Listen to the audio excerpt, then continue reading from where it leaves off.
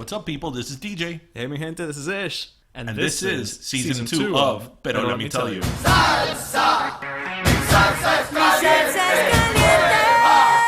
la miel de mi fuente goza y baila mi gente.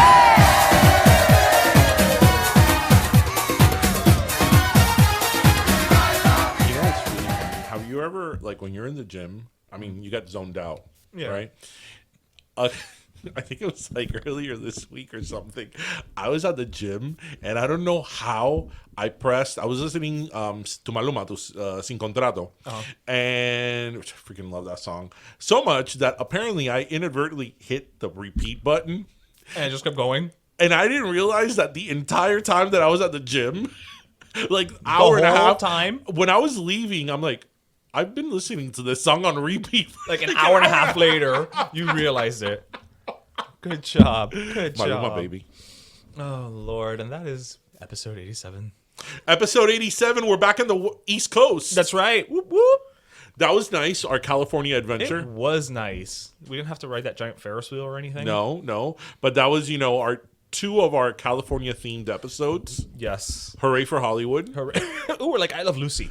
So welcome back, everybody. Episode 87, Pero Friday. Yep. We're back. And happy, I guess today's Dia de los Muertos.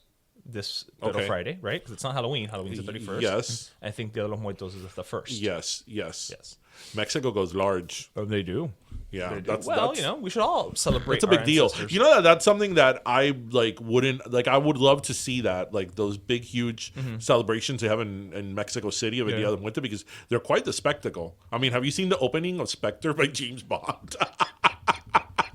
I'm sure it's very representative of every single year. So welcome back, and everybody who listened to episode 86, thank you. It was 2 hours long. Yeah, seriously, the fact that you returned says a lot about you. But we had two great interviews, obviously. We had to get him in. Daniel, who was freaking awesome. Yeah, so as we're recording, this is his birthday. But do you know that ever since we went to Porto's Bakery, all I've craved are Cuban sandwiches? Really? Yes, I had one last night. And you know me, and it's not that I don't dislike Cuban sandwiches. No, but you're not. But I'm not the type to be like, I need a Cuban sandwich. Where did you get it from?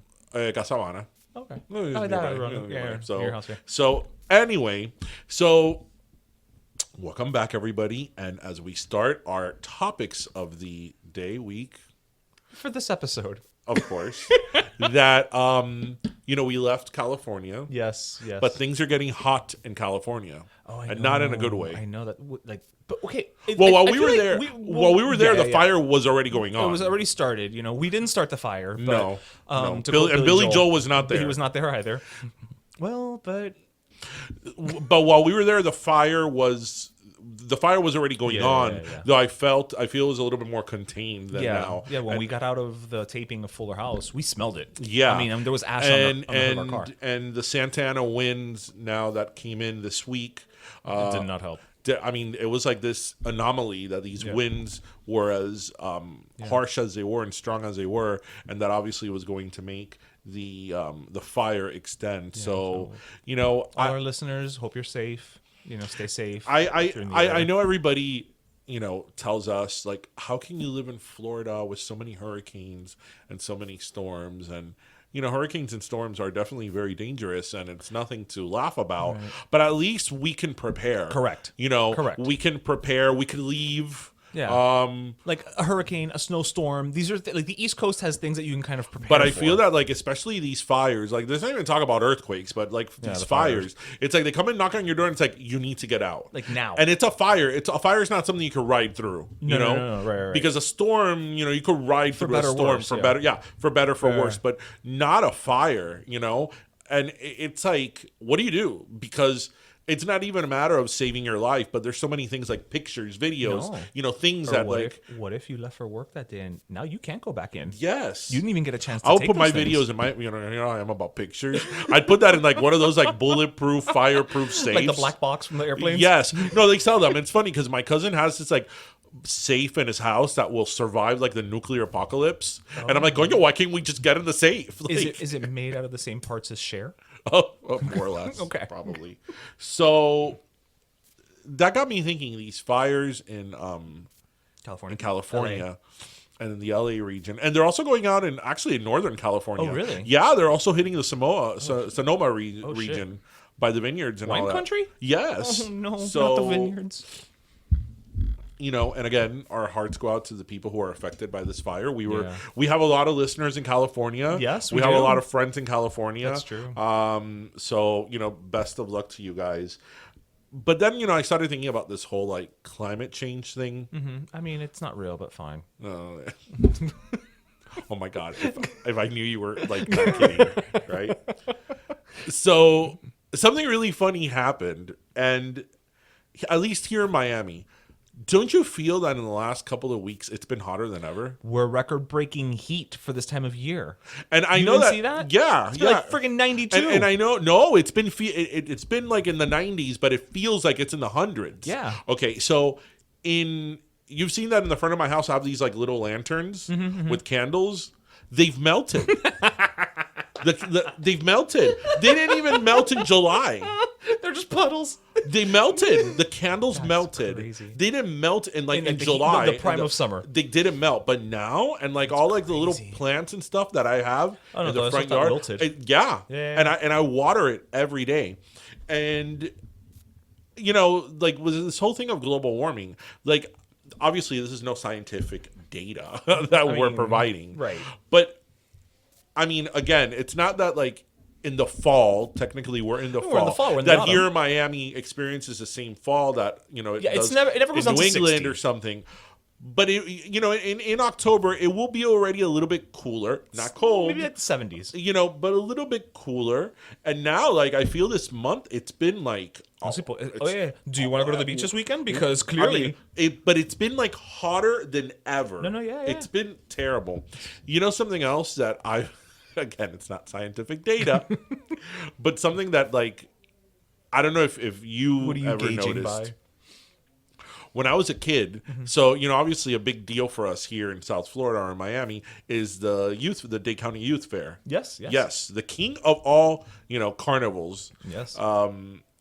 And it's funny because used to be my client. I have a lot of pictures as a kid, and even like a big kid, like 10, 12 years old, that I grew up going to the fair, and I have a lot of pictures that my parents took like un of us to the fair, with a jacket, with like a very light jacket. Yeah, nothing heavy, like a members only jacket. Yeah. Like like a windbreaker. Yes, a windbreaker, Yes. but nonetheless a jacket. Right. And the fair is consistent in terms of its time. It's always it's March in to March. April. It's always April, like that's it. mid-March to like the first week of April. The first few days of April. It's always in the same time of the eso no year. cambia. Eso no cambia. Eso no Yeah, cambia. yeah. And coño, we were kids and we would have to wear like a little light jacket. Yeah. Nothing crazy, but a little light jacket. And now you're going like tank top and you're God. like dying of heat. If I could go in, just underwear and no shirt, I'd be fine. But again, this is not scientific data.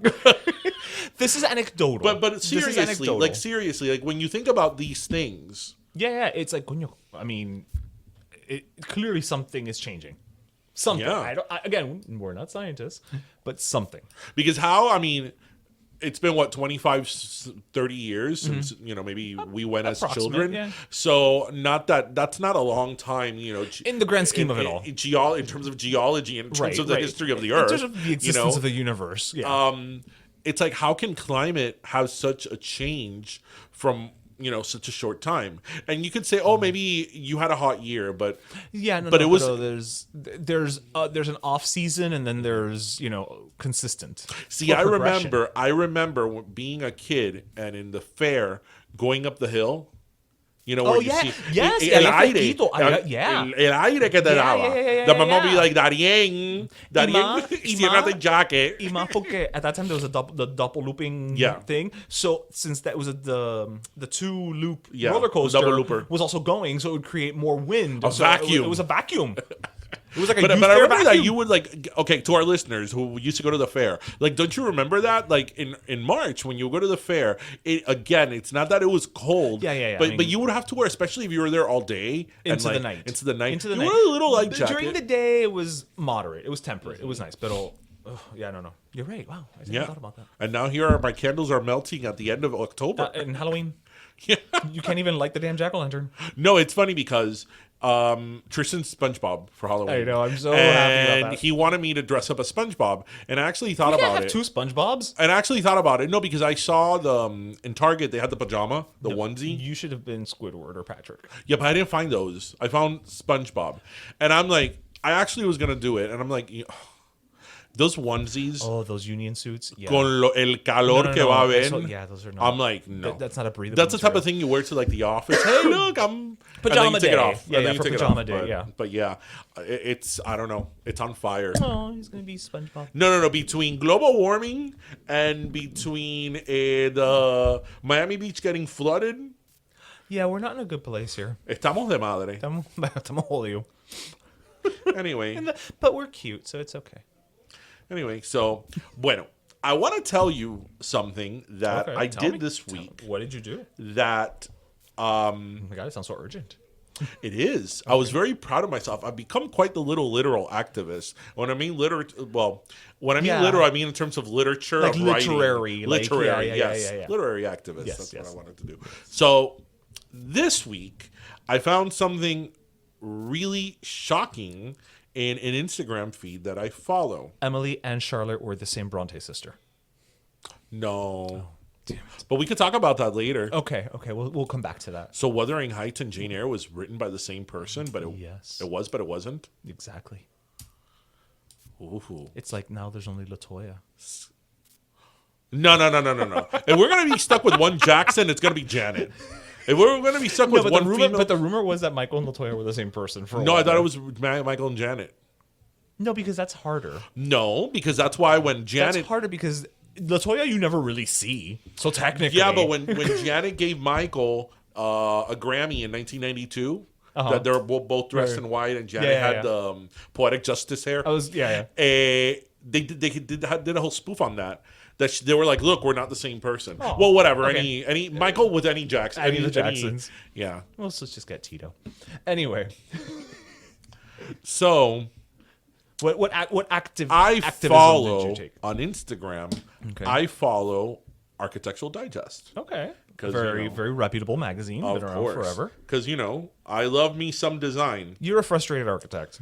I am. I should have been an architect. I remember growing up seeing your designs, and you would submit them to the fair. To the fair. that we were just Going talking back to about. the fair. And get your tickets, and you would get prizes for them, and you always love Legos and all that. So I know you have a very very big soft spot in your heart for architecture. I did. You still do. I still do. You still do. And I didn't because of my parents, but that's a whole other story for a whole other day. But anyway, That's a 0.5 so episode. as I'm scrolling through the Architectural Digest feed, they show a room that was just remodeled, as they do in Architectural Digest. Right. Especially on their Instagram, because on Instagram they post more obviously than on the magazine. Correct. So they're more liberal in terms of like the pictures that they put.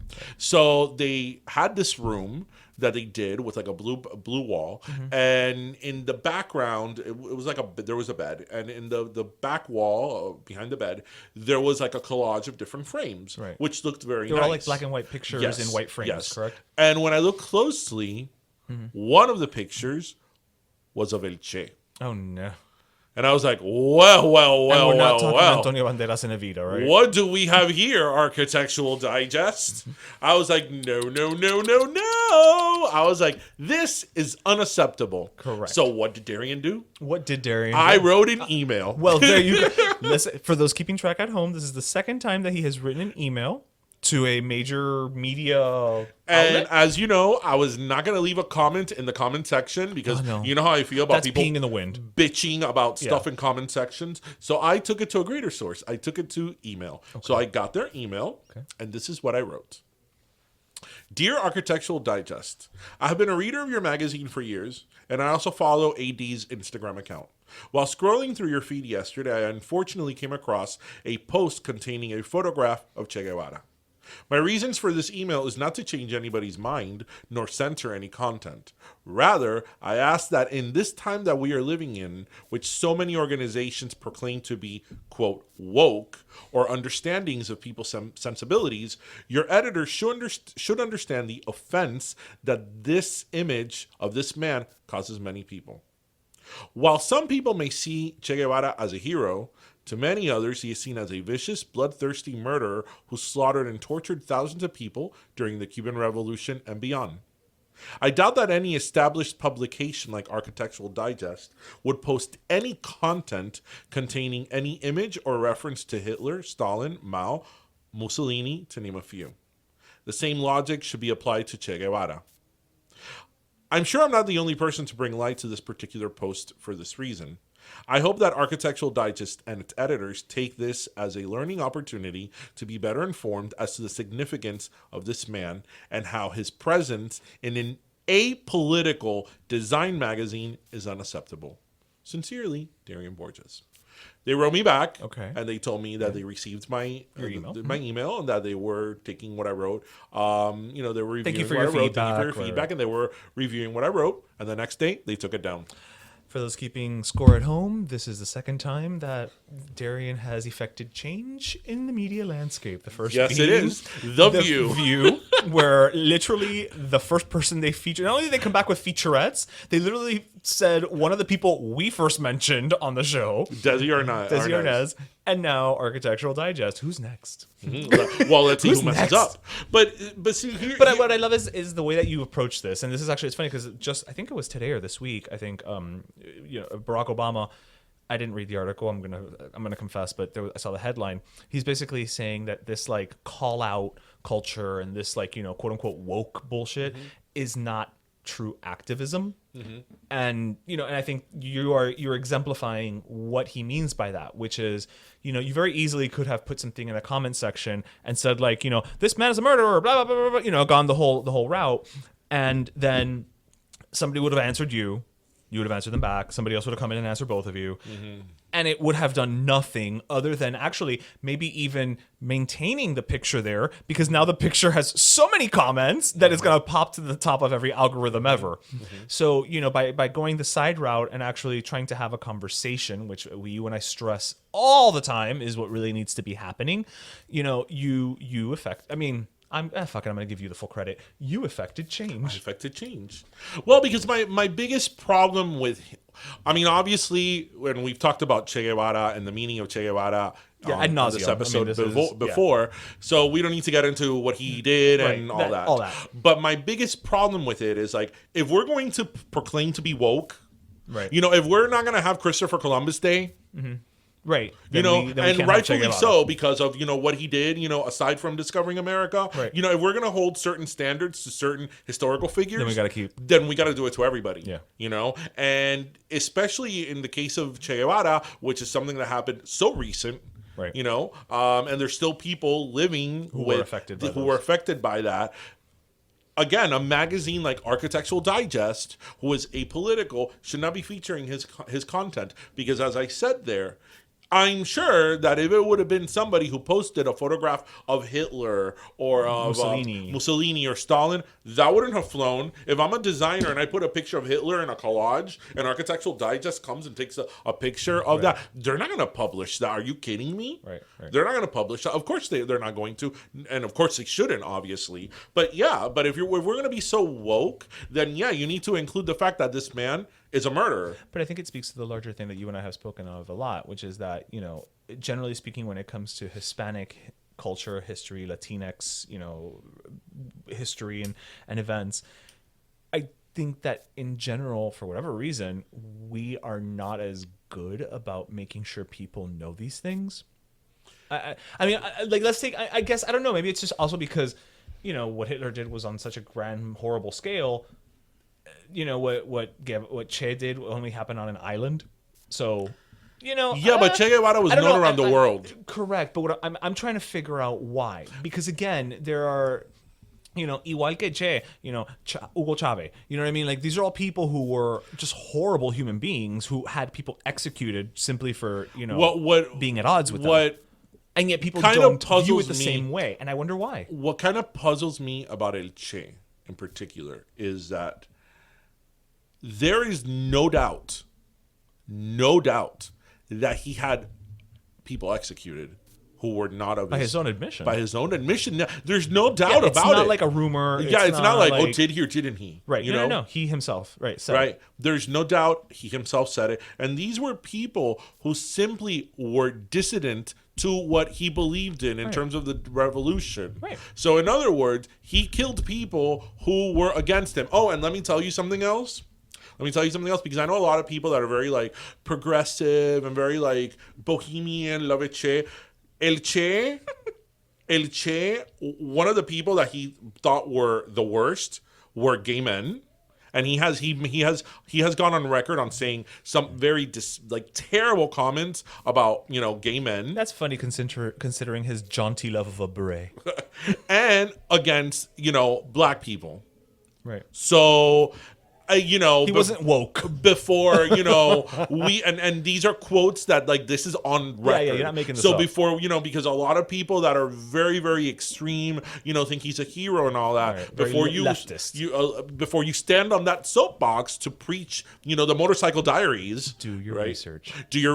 And again, these aren't things. This is why with him it puzzles me, because there's other historical figures that maybe because of time that it's been hundreds of years or they've been lost to the ages or whatever, that did they or didn't they? But with him, all these things are certain. Right. There's no doubt about this. So I just wonder how they turn a blind eye. Not only did they turn a blind eye, I mean, if you wouldn't know any better and you wouldn't know the history of it, and you would see this picture of this man, you would think that this man was probably up for sainthood at one point or another. Do you know that the picture, the iconic picture, that picture was doctored?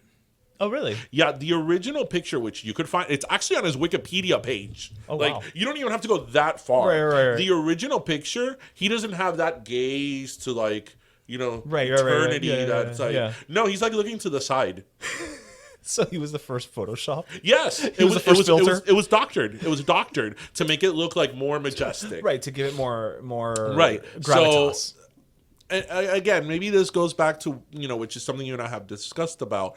If I'm going to wear somebody's picture on my shirt, I'm going to know what they're about, especially if there's someone that I know has to do with politics and because we're not talking about a celebrity. We're not talking about Marilyn Monroe. Right.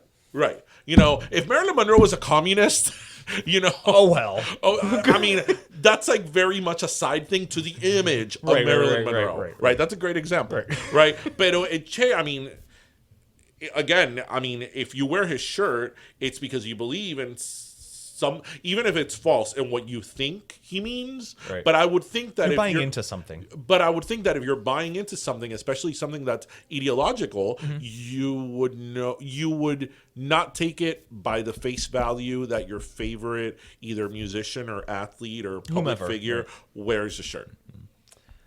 Well, we keep having this conversation, and the only thing we can do is continue to send emails and getting things taken down. With him, I can't. And I try to see it from the eyes of somebody who's not biased, who's not Cuban. But again, it's this information is out there. Well, but One Day at a Time put it best when they were would you walk into a Jewish home wearing a picture of Hitler? It's man, whoever the Che estate, whatever PR agent they hired to clean his image after he was they've earned executed, they've earned their money. That they deserve what PR. What is there a prize I'm sure there's an award. Is there there's an award somewhere. So whatever. Speaking of communism, are we speaking of communism? I guess we are. So here's my parents' little corner. Oh, okay. I feel that we have lots of corners for my parents. There's a lot of corners in this room. I love my parents' stories because they're so ridiculous. Your parents are great. Yeah, they are. So this week, as many of you probably know, there's been a lot of protest in Chile. And I think it's hundreds of thousands, if not. On TV, it seems like millions. It seems like the entire narrow country of Chile. Hey, it is a narrow country. Hey, you drive from coast to coast in 2 minutes. My God, it takes less time than Grand Cayman. But going from north to south may take years. It's So- such a narrow country. West Coast, and East Coast means a completely different thing in Chile. I'm glad they don't have Bloods and Crips. But anyway, so they've been protesting. In specific, what set off the protest was that the government was going to propose a tax or a fee on the metro. It was an increase in the fare for Of the whatever metro, reason. For whatever reason. So that obviously sparked a lot of people to protest, and then, one thing led to another, Right. and people started protesting against, again, corruption in the government, and the government charging whatever the hell they want, and obviously a lot of different concerns came up that we struggle with in a lot of countries, like equal pay, pay because pay equality. Pay equality. I think also, like, for the most part, Chile was one of the countries in Latam that had the least. I'm probably gonna phrase this horribly, but that was the most stable. It was considered the most stable in terms of economy, in terms of just politics, government, and everything. For the longest time, compared to other countries, right? Everything going on. So I go and I guess did the mistake, for better or for worse, of asking my parents, what do you think? What's going on in Chile? My mom, se está metiendo el comunismo, and I'm like, what do you mean? Que se You está should have metiendo el known that comunismo? was going to be the response. See, because the thing with my parents, and I'm sure to our listeners out there who are Cuban, it's similar to your parents if they're old school. Maybe some Venezuelans too at this point. All and Venezuelans, yes. All roads lead to communism. Whatever it is you're talking about, whatever it is, somehow it ends in communism. And I'm like, okay, wait. I've read a lot about this whole Chile conflict, and it has nothing to do with like the type of government. Right? They're not. I mean, They're protesting against the government. At least outwardly, right now, they're not trying. It's not like they're trying Although to stage the a coup. election in Argentina is a whole other story. Pero bueno. What happened Because in the Argentina? election in Argentina, I forgot her name, the lady who was ousted, La Cristina, was for corruption, and she was a communist and all that. She got reelected. She did. She got reelected. I think she's vice president or something now, but she got reelected. Yeah. Bueno, that's like in Nicaragua. No vayas tan lejos, tú. In Nicaragua, they reelected Daniel Ortega. No vayas tan lejos. ¿Cuál es el alcalde ese aquí en Hialeah que Raúl Martínez? Oh, que yeah. They caught the man doing I don't know how many crimes, and Hialeah would just keep electing him. Look, Marion Barry liked, Marion Barry crack, is the other one. crack cocaine and hoes, and he got reelected. And he got reelected But then over again, and that over doesn't mean again. he can't do a good job. It's true. Look, we all have our vices. Anyway, so I asked my parents about the Chile thing. El comunismo. Eso es el comunismo. Porque tú sabes que los izquierdistas se meten en todo. And I'm like, listen, I read a lot about this. Right. It doesn't appear And that- I have not read anything that this is a socialist or communist movement. Claro que sí, porque tú sabes que cuando una pila de gente van a protestar, eso es por comunismo. And I'm like, wait, hold on. I'm like, what are you talking about? And I go, sí. Cuando toda esta gente se unen y empiezan a protestar contra el gobierno, eso siempre es izquierdista y comunista. And I'm like, wait a minute. So are you saying to the right of protesting against the government, which is one of the pillars of our democracy, you think that is communist? Claro que sí, porque la gente que van y se tiran contra el gobierno, eso termina en comunismo. And I'm like, oh, dear God. I mean, it's true, though. The last time that a country did that, I mean, it only ended up in, well, the United States of America. But I just think it's telling to, and again, I mentioned my parents because it's my parents. Right, it's the closest source to me. But, just like them, a lot of people Oh, believe yeah. that. Oh, see, that Mario. it's like the moment you have any type of social Reform. reform or people protesting, Social upheaval. it's like it's communism. Because what my parents say, which is true to a sense. But again, they're bringing their own experiences to What the my parents say situation. is that a lot of times whenever you see any type of protest, it's hijacked by people on the extreme left. Right. And you'll see them with a picture of a chain. Right. Right? Full circle, baby. Way to tie it. I love it. But at the same time, whether that's true or not, that's not the basis of whatever the protest is.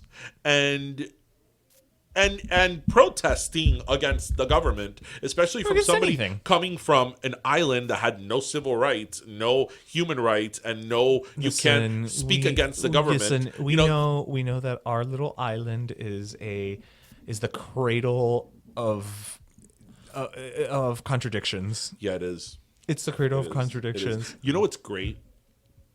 Seriously, like, I'm not kidding. What is great is to read the history of Cuba from the Spanish-American War up to the Revolution. Okay. So that's about 62 years. Cuba from 1898, which I believe was the Spanish-American War, up to the Revolution in 1959. Cuba was not politically, was not the paradise they make it sound like. Right. Cuba had like 2 or 3 coups. Really? Yeah, golpe de Estado. Yeah. Batista, which, compared to Fidel Castro, was a saint. Yeah. But that's not saying much. Batista was actually considered a dictator because Batista came into power because he overthrew the previous government. Right, that I knew. Right. But when you read the history of Cuba in those 62 years, it was very turbulent. Right. It wasn't like, they had this democracy. And all of a sudden, they had this perfect democracy that was taken away from, Castro came away and took away this wonderful democracy. I mean, obviously, people lived a lot better. Okay, it was capitalism. There was capitalism and people lived a lot better. But again, in terms of politically, we're talking about politically, it was very unstable politically. The president Estrada Palma también he caused a coup. Like there were like 2 or 3 coups before Castro's coup. Yeah. So it's funny because I'm like, historically, our people are not that good with having to do with government. Yeah. So, true. and as I said in our Spanish Aquí episode, which is very true, How did that happen for you? when Cuba became, because a lot of people don't know this, a lot of people don't know that after the Spanish-American War, Cuba, Puerto Rico, I believe Guam, there were a bunch of territories that became American colonies or territories. Commonwealths. And Cuba was one of them. Cuba could have been an American colony or an American Commonwealth, whatever you want to call it. It could have, but Cubans were like, nah. Nosotros no somos de nadie. Nosotros somos cubanos. And we want our independence. And as I said, how did that work out for you? Not that great. Not that great, I'm going to say. So it's like, our people politically do not have a great track record. No, they don't. They don't. They probably would have elected Marion Barry and then Raúl Martinez. Yeah. Let's just say that historically, maybe, Jose Marti was a politician, so maybe you could include him. Yeah, he was into politics. Oh, okay, because I was thinking as an author. Maybe there was no founding father material. How about that? No. I mean, El Indio Otway? I don't know. Like, He wasn't Cuban. Well, but He was Dominican. Oh, well, then I'm out. That's something people didn't know either. He was Dominican. And he went to Cuba to fight the Spaniards. During the Spanish. During I forgot which battle, but he went to Cuba to save his tribe. Oh, wow. Yeah, the Taíno. And we reward him with naming a beer after him. But obviously he didn't win. No, he did not. But you know what? His legacy lives on. Yeah, in Malta. And beer. Yeah. So listen, I can only hope to live on in malted beverages. I know, right? Shoot. High fructose corn syrup and bring it on. Bring it on. So what else going on this week? Oh, let's see. There was a lot going on this week. Actually, I wanted to bring something up. So this week we had something happen in government that I think is interesting because it's potentially, to my knowledge, the first time that something of this nature happens, but it's indicative of our current society and our current, generational things. Did you hear about Representative Katie Hill? Yes. She resigned. And she resigned. She was part of that freshman crop with AOC and esta muchacha. Oh my God. She was married, but she was openly bisexual. Well, she's in the middle of a divorce. She's getting divorced from her husband. But I believe when she was elected, right. Him. Yes. But she got elected last year. She's right. She was with him. They're getting a divorce. She's openly bisexual. But she ran as openly bisexual. Yeah, this wasn't a secret. No, she ran. At all. It's not that this came out after. Well, essentially, what has happened is now. One of the reasons she resigned was because there's a whole scandal. Some conservative website apparently got a hold of her nudes. And what I find interesting, and I read a couple of, I know you hate op-ed pieces, but these were interesting from this angle, is that in an era nowadays where we've got so many people who, sexting is a thing.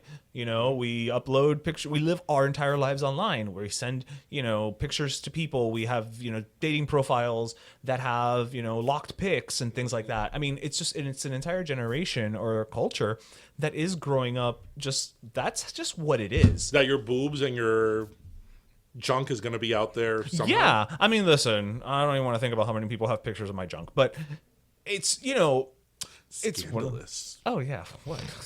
I'm no saint, but I think it's interesting that this is the first time we've had a situation like this in government where somebody's resigning amidst that type of thing coming to light. Mm-hmm. Do you think we're going to continue down that path, or do you think that as we continue, it's going to become like what divorce used to be? You know what I mean? Like before, divorce was a huge scandal. And maybe 60 years from now, maybe not in our lifetime. But I've thought this for a very long time. And some people may disagree with me. I understand why she resigned, because... Well, there was also an investigation as to whether she had inappropriate relationship with one of her aides. Because the pictures were with a girl who was one of her staffers. Her campaign staffers. Her campaign staffers, correct. yes. I understand why she resigned, and if I was her, I probably would have resigned too, to just stop the bleeding. Exactly, just to put an end to it. I've thought this for a very long time. I don't think that a politician should have to resign because of some type of indiscretion that they have made in their personal life. As you can cheat on your spouse with 10 different people. I don't give a shit. As long as you're doing your job that I voted for you for. Right. Honestly and openly and transparently, and you're holding your community or whatever. Right. You're doing what I hired you to do. Right. In our best interest. I don't give a shit. I don't. Also, we don't know what kind of arrangement you may or may not have with your spouse. And I think that's part of the hypocrisy that we live in terms of social norms, social mores, the way that you should comport yourself socially. People are like, you need to be free and open and whatever, but then sometimes when you're free and open and your past comes at you, right, then it's like, you need to resign because whatever. I don't think she, again, in terms of breaking rules with the staff, the girl that was in her staff, that's a little bit different. Is that okay? Because that was her campaign. It was somebody on her campaign staff. Is that breaking the rules? I believe so. Okay, I mean, you would have to check into the rules of the campaign, right. But I believe so. Because at that point, it's just somebody who's helping you on a campaign. They're not... Yeah. And I think it's terrible. I mean, I think this woman had a great potential. She was a rising star. Not only because she was the first, openly bisexual representative, but the fact that she was a woman, she was young, she was bisexual, and despite all that, she got elected. She's also one of those, from that class, I keep calling it the freshman class, but from that group that made it without help from super PACs, and things like that. So I think she's somebody who had a lot of potential, and I just think that your personal life, again, is your personal life, and I don't think that you. I think you could be an honest person in terms of your career and in terms of other people's other interests, again, in terms of a politician, but, meter la pata or have indiscretions in your personal life. I think those are two different things. Now, to answer your question, in terms of your social media. Is this the new normal, kind of? I think it's something that there's going to come a point where we're either going to have to look the other way and just accept that everybody has a trail, right? A picture trail, right? Or because in this case specifically, and not to interrupt you, in this case specifically, they're saying that it came from her husband, who she is currently in the middle of a divorce. So it's also not even somebody who she sent it to without solicitation or whatever. That's did you hear a couple of? I think it was a month or two ago. The teacher that got fired because on her Instagram she posted a picture of her in a bikini. I didn't hear that. Yeah. Are you serious? Yeah. I'd have been so fired by now. Yeah. I mean, so where do you put that line? Or, or again, now that so many of us, so many people live their life or show part of their life on social media. So are you going to mean to tell me that my pictures of me drunk and being stupid in spring break, in Panama City, when I was 19, 20 years old, are going to come back to haunt me when I'm 35 and I'm a professional? Right.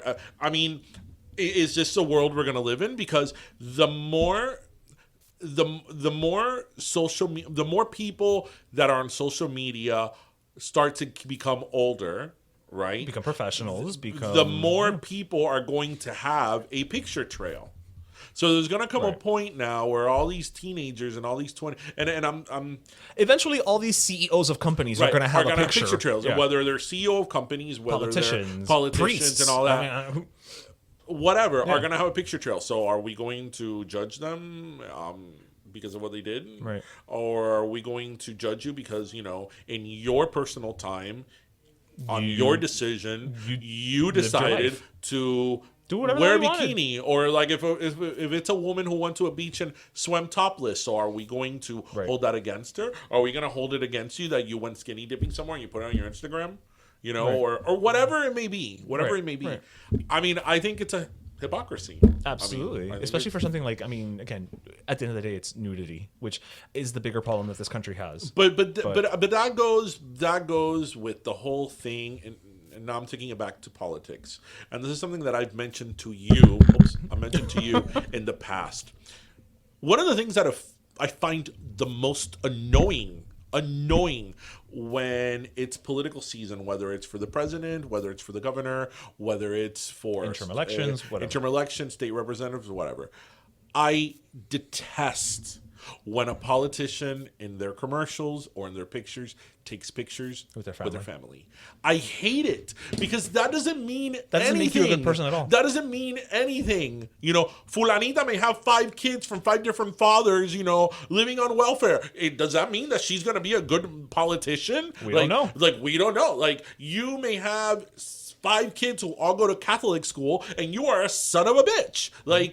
I hate it. I hate it because then also you're also using your family as props. Not only that, but then you're showing me, this is the way I've always taken it. Mm-hmm. You're showing me that by projecting this image of a family man or a family woman that have my children, my beautiful children, we take our picture that we're all dressed in white and matching sweaters, whatever. You're showing to me this family image that it's like, okay, what about me? What about if I don't have a traditional family, or what about if I don't have children, or what about if I'm not married, for whatever reason it may be, whether because I don't want to, whether because I can't, whatever reason it may be. So am I less than that? Right. Am I I've told you before, I'm like, oh my God, here's fulano with this billboard with his freaking stupid children. It's like, I don't care about your stupid children. I care about what you can do for me. City. What is your platform? How qualified you are? What are you going to do? What are your ideas? That is what I care about. Transparency. That is what I care about. Not your freaking children and what school they go to, and the fact that your daughter is on the honor roll, or your father is the whatever of the Rotary Club. It's like, I don't care about that. Does the Rotary Club still exist? I don't know. It's like, I don't care about that. And and what do you do when there's elections? They go to that. Yeah. And it's like, okay, in the sense, because politics, there's more male politicians, it just is. It is. The women, the wives, when they come in and speak on behalf of their husband, it's like, what do you think she's going to say? Oh, my husband. He's emotionally distant. He is the best husband because when I met him in college, he stood up for what he believed. And he was great. And I know him to be a man of courage, compassion. And it's like, what else can you say? I don't care. Especially I think an exception to that was Michelle Obama. Because Michelle Obama was a character, a rock star on her own merit. I mean, obviously, she got up there and had to speak on behalf of her husband and, talk about her husband. Right. But Michelle Obama kind of had her own personality and her own thing, which kind of made it a little bit refreshing. Right, but also, I think you see what you're talking about, you see more at the local level. Because at the national level, I think these women are also put under a spotlight where they're forced to bring their personality to the table, whether it's lacking or not. Right. But I think what you're talking about really shines more at that local level, where it's like you've got it's the same lady, names change, hairstyles change, dress changes, but it's the same lady coming out, like you said, like, you know, he's a man who believes in morals. Exactly. He's a man for the people. It's like, okay, you said nothing. Thank you. Yeah. Thank you for wasting my time and for taking away, you know, airtime that now my commercial got bumped for your stupid ass. My commercial. Sorry, that was my ad man hat going on there. No, but even when it's like for president, because, you know, for the presidency. But I feel like for the presidency, like the first ladies are, especially now, they're expected to come out also and like have a platform and have a this and that. So they now they have to kind of come out with a little bit more personality. But first ladies, when there's an election, first ladies are the ones, in terms of all like the races, obviously, are the ones that get the most media coverage. Right. So they're the ones who give the most speeches. So that's why it's like freaking Elizabeth Edwards in 2004 had to go out and talk about how great her husband was. And we all know what John Edwards was doing behind her back. You know, he was sleeping with like 10 women while she was dying of cancer. You know, I find he wasn't dying of cancer. Huh? Like, I find it so like annoying. It's like, what do you think you're gonna say? Like, right. You know, my husband's a real asshole. Like, I remember one Christmas, he got really fucking drunk. I mean, Billy's arm never healed the same way. So I don't know. I think that that has to do with the whole hypocrisy that we're still kind of very much like. I don't want to say weird puritanical nation, like, but then we're not. But then when somebody, you know, but then on the flip side, we say no that we're open and liberal. But then the moment somebody is open and liberal, it's like, you know, you bring them down, right. And then it's like I'm not sure like where to fall. But yeah, as more time passes and more younger people become older and into positions of power. But positions that have a high profile. Correct. This is going to happen more and more. Well, you weren't around for this week's interview. I was not. Because you were off doing law-like things, probably. I'm not sure what I was doing. Maybe I was doing one of the 1 million things that I always have to do for 1 million people. Are they the 1 million moms? No, not them. Okay. There's actually not 1 million of them either. Ugh. I think there's only like 400,000. It's true. It's I know, right? But no. So I had the absolute privilege of, you know, I know we were in LA, we did our California adventure, but now we're bringing it a little more local for this episode. I spoke with local singer Robert Elias, or Robbie, as I call him. I have actually been listening to Robbie's music for years now. I'm really bummed I missed the interview because I really wanted to interview you. You are him. going to. Don't you remember the first time that we were? Yeah, so we were supposed to have. Yep. I came with like I've written down questions and stuff for him, and it's like, damn it. It was such a fun interview. I mean, again, you'll hear it in the interview, but I mean, I've been listening to him since I heard him for the first time at a bar that doesn't even exist anymore. You know, follow his career. He's now touring with Daddy Yankee. We talk about that as well. And he's actually got his own songs out there. We're going to play one of them at the end of this episode, as we always play a closing song. But yeah, and we do talk about you, actually. You do? Yeah, we do. We bring you up because he was hoping to meet you as well. So This just means we're going to have to redo this episode at some point with both of you in the room. Yeah, he's taller than you, which was a little jarring. Like, I remember him tall, but I don't remember him that Oh my God, tall. you make it sound like I'm like, he's like 6'6". Exactly, I'm only like 6'1". You make it sound like I'm freaking like NBA material. But you're tall. Okay. Oh, anyway, so here is my interview with the very tall, very talented Robbie Elias. And welcome back, listeners. So I am here. I'm actually very excited about our guest today. I know Me too. And you're excited about yourself? That's great. I'm You should excited be. to be here. I think it's the whiskey you gave me. Thanks. Well, it should be. It's some good-ass Suntory whiskey. It's Japanese whiskey. Guys, I am here with Robbie Elias. Thank you so much for joining thank us, you. Robbie. Like, I know we've been trying to coordinate this for a little bit. I'm sorry. I do want to apologize about the last time that we were supposed to meet because I had like a Britney-style breakdown, and I was like, I'm not going to be able to make it. Is that why you're wearing a cap today? No, my hair that why- okay. no, I just really... I didn't feel like blow drying my hair today. Okay, fair enough. But I am wearing a hat, but I do want to apologize because I was supposed to make it before, but I didn't. But I'm here now, and I'm super stoked. Yeah, nothing to apologize for. Aquí entre familia. Also, you brought me a gift, which I'm going to treasure forever and ever and ever. So I did. For those of you who don't know, Robbie is an extremely talented Miami-based singer. and don't shake your head because you are. It's always weird to hear these things. And here's I'm gonna give you a little bit of a background of how I first discovered you. Okay, I'm all give it to me. Eons ago, you were singing at a place that doesn't even exist anymore in downtown called Will Call. Oh my God. And I remember seeing you sing. You were with your band or with a band. I don't know. Was it the Madonna tribute? I don't remember the show, but I just happened in there. Right, I had no plan to go to Will Call or nothing. I just happened in there, and you were singing. And I was like, dude, this guy is like really good. Like there was just something about it. And you know, some people have it, quote unquote. You had it. Like I couldn't take my eyes off you. You're cute, but I couldn't take my eyes off you. You know, you were performing. You really were owning that stage. Yeah. You were all about it. So I left there and I could not get your voice and I could not get you out of my head. And so I saw your name on, I guess there was a flyer or something around there. Literally came home. I Googled because I'm like, okay, this guy's got to have some type of online footprint, right? Googled you, found your music, found actually the album that you brought here for me today, which is no longer in print. No longer on iTunes. No longer on iTunes, which sucks because you might convince me to put back up. Which, by the way, I paid for like 2 of these, and now I can't. You did? Yeah, and now I can't get them off iTunes. Thank you. So thank you for the album. Can I say bad words on podcasts? All of them. Okay. Yeah. Just, I said fudge. I know you were being all Christmas Story. It's for the children. So yes, our 12 to 14 demographic. So.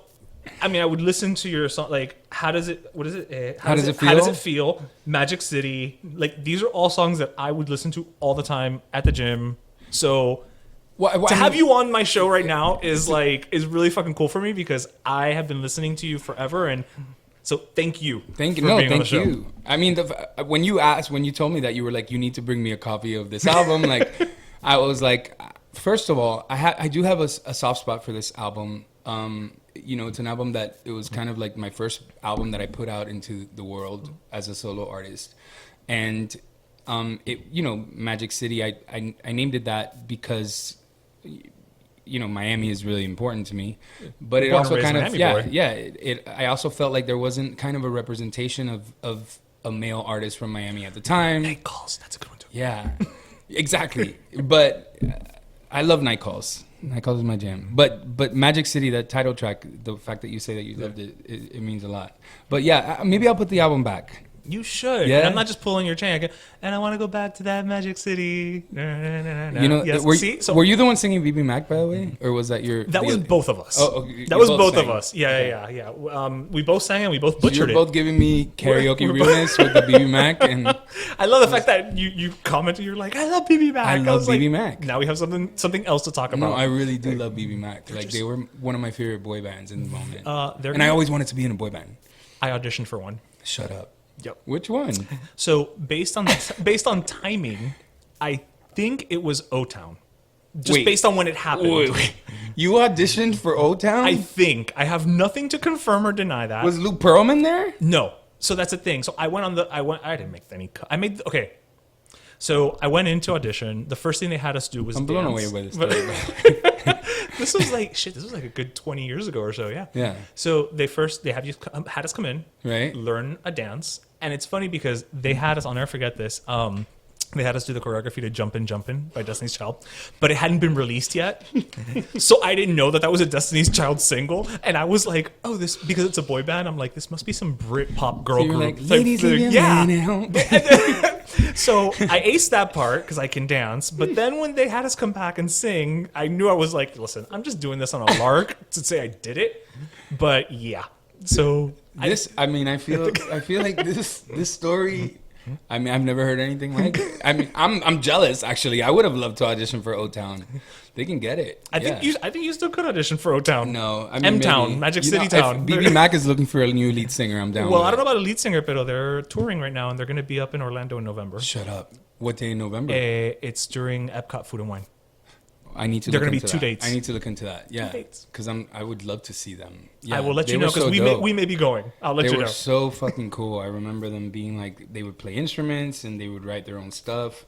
I mean, they would ride the subway. Yeah, I was like Backstreet and Sync all the way. I really wanted to be in a boy band, like I said, but Mac was it. Is that what like? I mean, obviously, people don't just wake up one day and sing, despite what Donna Summer says.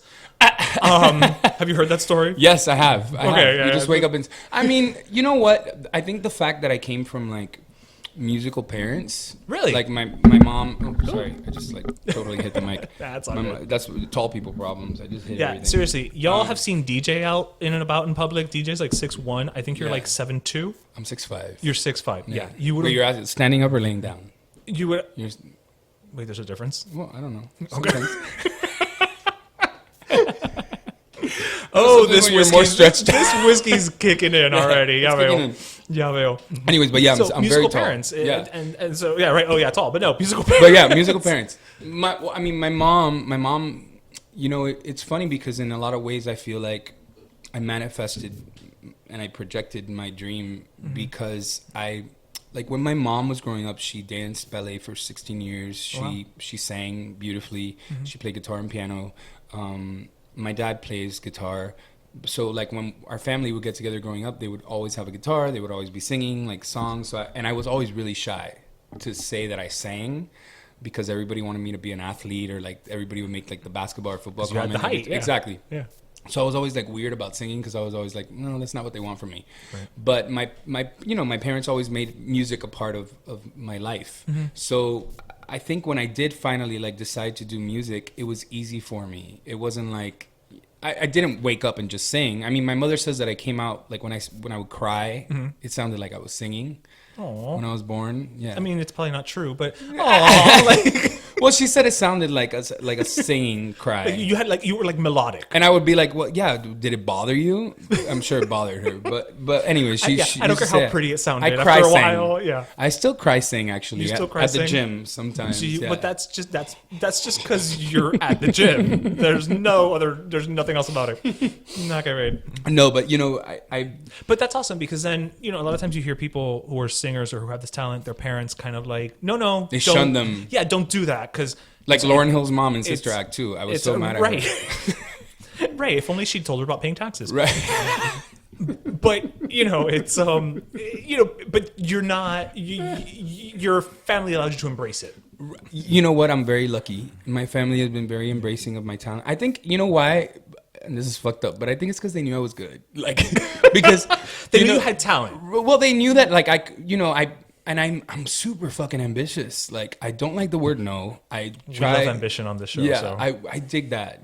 And we were talking earlier about your ambition, and I dig that. And I like ambitious people. And I've always been somebody, even when I was young, like, I didn't like to be told what to do. I didn't like people to tell me what I could or couldn't do. And I hate to put limits on myself. And it's also something that has kind of been, like my Achilles heel, because I've always kind of also felt like the underdog, which is weird because I've ended up like maybe having too many expectations of what my career should be. You're your own worst, harshest critic. And, yeah. And that's something that I think a lot of artists go through. Yeah. A lot of, singers and songwriters. I mean, I know I have 12 Grammys, but I could have 15. Right. Like, exactly. yeah, I don't think, and I think that's something that I'll always have. I'll always feel like I want more. And I'm still, and I still want more. Well, but see, that's good because number one, you recognize it. Yeah. But number two is like when you get complacent, that's when it gets dangerous. Agreed. And I also think that it inspires other people. And when I have people like message me on Instagram, like, hey, like for example, now I'm going through a breakup, which I'm sucks.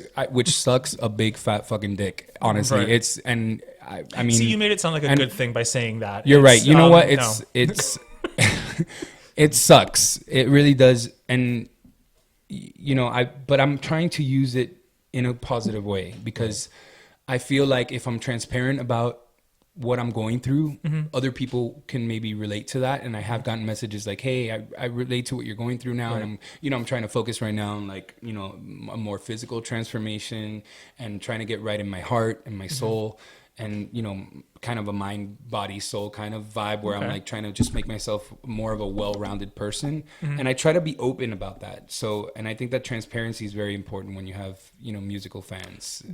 Doesn't it? I mean, it kind of sucks, but is there some truth to the stereotype of like heartache and pain and whatever? No. There's like, are you gonna have like 18 albums now as a result of? Like, what I mean? Like, I'm literally writing the gay jagged little pill right now. Right. So you're writing faggot little. Pill? Right? Got it. Exactly. Got it. And isn't it fagonic? Right. Don't you think? But No, there is, and I hate admitting that because I feel like I do write good stuff when I'm happy. Right, but it's different. It's different because, like, even now, like, I'm focusing. I told you a little earlier. I'm trying to jump back into the songwriting world because I've been focused so much on, like, the world of, like, being a background vocalist. And ladies and gentlemen, for he's written for, like, some big name artists too. It's not like he's only written in his journal. Well, my first big thing was writing for Cheyenne. Yeah. So I mean, you are clearly a talented songwriter. But see, what happened was that when I ended up moving into the songwriting world really young. I mean, I landed that song when I was like 19 or 20. 19, 20? Mm-hmm. I think I was like maybe 21. I wasn't older than that. But when the producers, since I would sing all the demos, they were like, "Oh, can we have this guy jump on the background vocals?" And then I saw like the paycheck for that, and I was like, okay, fine, I can make steady money. So then I started singing demos and doing background vocals for bigger artists too. From Cheyenne, went to Mark Anthony, went to Ricky Martin, went to Alejandro Sanz. Like, I mean, I got to spend 11 days in Alejandro Sanz's house and like literally see this man work and just. But I was insane. But I was doing vocal stuff. I wasn't writing. I wasn't helping him with the process of what the songwriting was like. But you're an artist, so you were observing and you were absorbing. True. Yeah. I mean, when we, like, oh, I was just saying, no. Right. You were a fly on the wall. I'm sure. Totally. Oh no, totally. I was smoking Marlboro Reds with him, ready to go. As one does, because I always think of Alejandro Sanz as the Marble Man. Which, listen, I don't regret any of it, but the reason that I want to jump back into songwriting is because I feel like it's kind of taken a back seat to the other things that I've maybe been able to do, and I want to be able to get back into that. Well, I will say, and this is if DJ was here, he was unable, where is he? Where is he? What is this? I feel like I was like stood up. I don't know. Maybe you guys are the same person, and like you can't be in the same room at the same time. Was he having a Britney style breakdown today? No, he actually had to go to work. He had to go be a grown up. Okay, that's a good excuse though. For a day. Yeah. Family and work, I'm good with. Actually. Yeah. It wasn't personal. I thought he was just scared. But well, I mean, maybe we don't know. We really don't know. That one doesn't. Well, I brought you a CD, boo. Yeah, so you got it right here. We'll listen to it. Well, actually, I'll give it to him and I'll make him listen to it. Because I give him things all the time. And he'll be like, yeah, I'll get to it. And I'll be like, a month later, I'll be like, hey, have you gotten around to it? He's like, I've just been so busy. Oh, but it's okay. I mean, it's not. I'm really happy with just you here. I mean, it's fine. It's very Barbara Walters.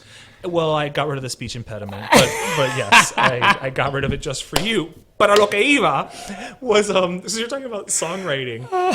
DJ is a big proponent of, he'll always say, and we actually said this a couple episodes ago now, we interviewed, I'm sure you're familiar with Rudy Perez. I have no idea who that is. I'm kidding. Of course. I don't know you. Of course. Of course I know Rudy. And one of the things that we came up in conversation is, while you can respect a Celine Dion, a Whitney Houston for the voice, for the talent that they have. Oh, wait. I know where you're going to go. There's always something else to be said about somebody who can sing but also writes their own music. Like Mariah? Well, I wasn't gonna say it, but since DJ's not here, somebody had to. Well, you know what? I promised one of my friends and fans, because I consider my fans my friends, especially when they've come to shows and I've known them for years. And he knows who he is, but he's a diehard Mariah fan. And I said, I'm sure that I will get into some sort of Mariah conversation. And I 100% agree with you. And you know what? I love Celine, I love Whitney, but when you could back it up with saying that this song came from your heart, your personal experience, your life, your story, whether it was based on somebody else or not, I think that kind of says a lot about you artistically and about your willingness to go into the studio and kind of be open about who you are as a person. Right. Because, I mean, somebody like Mariah, I mean, she's written more than just her hits. She's written songs that are like really deep, like about her being biracial or things like that. Yeah. And that shit's fucking cool. Again, the B-sides and the non-singles are always the best. Amazing, yeah. Always the best. I mean, and that's any artist. Yeah. The non-singles are always going to be better because they don't have to appeal to everyone. Of course. But yes, I do agree with you on that. I agree with you, DJ. Yeah. Well, see, and DJ, see, he agrees with you. See? Now, I know you currently are touring. I'm touring right now with Daddy Yankee. I am. Which it's crazy. What's that about? I don't want to give you don't gotta give me no backstage gossip, no nothing. But I mean, I'll give you what I can give you. What's that? No, bro, Chico, I'm not trying to be a dick. Why not? I'm just because that's not the show I'm running. I can tell you whatever you want to know. What does he drink before he goes on stage? He's actually he's well, let's go back. You've been touring with him for a bit now. It's gonna be a year. Yeah, it's gonna be a year. Let's go. I mean, first of all, I never thought that I would have this gig in my life because I came from like a pop world. Yeah. I never a huge left turn there. Left turn. I mean, granted, it's come at a really cool time where pop music in Spanish is urban, and it is it's taken over the world. I mean, you have, and he's the godfather of that. I mean, he's the one that started it all. I never thought that I would be singing the biggest song in the history of the world on stage with the artist, like Despacito. Right. Like I'm literally singing with him on stage every night that we perform, and it's nuts to me.